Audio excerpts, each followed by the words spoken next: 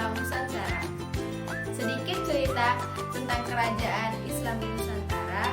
Kerajaan sejarah yang ada di buku kelas 9 bab 2 ini membahas 3 kerajaan, yaitu sejarah kerajaan yang ada di Pulau Jawa, di Pulau Sumatera, dan Pulau Sulawesi. Tapi di video ini saya hanya membahas tentang sejarah kerajaan Islam yang ada di Pulau Jawa. Sisanya akan saya lanjutkan di video selanjutnya. Nah, ini dia penjelasannya, akan ditemani oleh teman saya. Nah, ini dia beberapa kerajaan yang berada di Pulau Jawa. Yang pertama, Kerajaan Demak. Kerajaan Islam pertama berdiri pada akhir abad ke-15. Letak kerajaannya di Bintaro dekat muara Sungai Demak. Pusat kerajaan ini terletak antara pelabuhan Berkota dan Jepara. Raja-raja yang memerintah di Demak yaitu Raden Patah sebagai pendiri dan raja pertama, Pationus, Sultan Tenggoro, dan Sunan Prawoto. Demak berperan besar dalam penyebaran agama Islam di Jawa dan wilayah Nusantara bagian timur. Oleh para wali, di Demak didirikan Masjid Agung Demak yang masih kokoh berdiri sampai sekarang.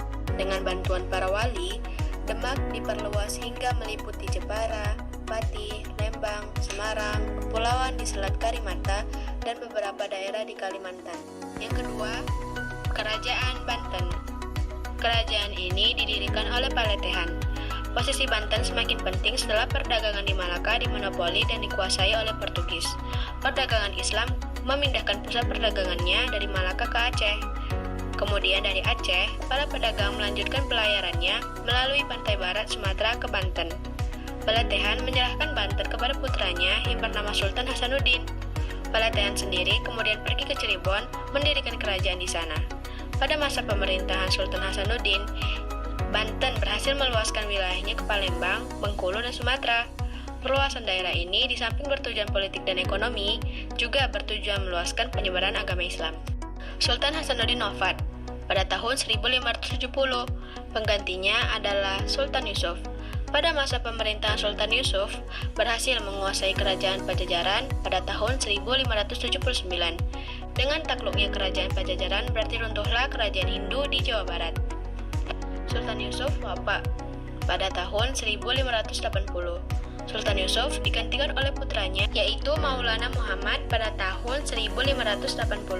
Pada masa pemerintahan Maulana Muhammad ini, Belanda atau VOC mendarat di Banten pada tahun 1596 di bawah pimpinan Cornelis de Houtman. Ketiga, Kerajaan Cirebon. Kerajaan ini didirikan oleh Paletehan juga dan beliau menjadi rajanya yang pertama di sana. Di samping sebagai seorang raja, Paletehan juga sebagai seorang ulama, bahkan beliau sebagai salah satu seorang wali songo. Paletehan dikenal sebagai Sunan Gunung Jati. Setelah Paletehan menjadi raja di Cirebon, perkembangan agama Islam di daerah itu mengalami perluasan yang sangat pesat. Cirebon menjalin baik dengan Mataram. Mataram sangat menghormati kerajaan Cirebon karena segan dengan Paletehan. Hal itu terjadi karena Paletehan seorang wali, beliau juga tokoh yang sangat berjasa bagi kerajaan Demak, sementara Mataram sendiri merupakan kelanjutan dari kerajaan Demak. Paletehan wafat pada tahun 1570 dan dimakamkan di daerah Gunung Jati. Kemudian, Cirebon diperintah oleh seorang ratu, bahkan pada abad ke-17 mengalami perpecahan. Nah, itu dia penjelasan tentang sejarah kerajaan Islam yang ada di Pulau Jawa. Bagi teman-teman, jangan lupa untuk memakai masker dan tetap mencuci tangan ya.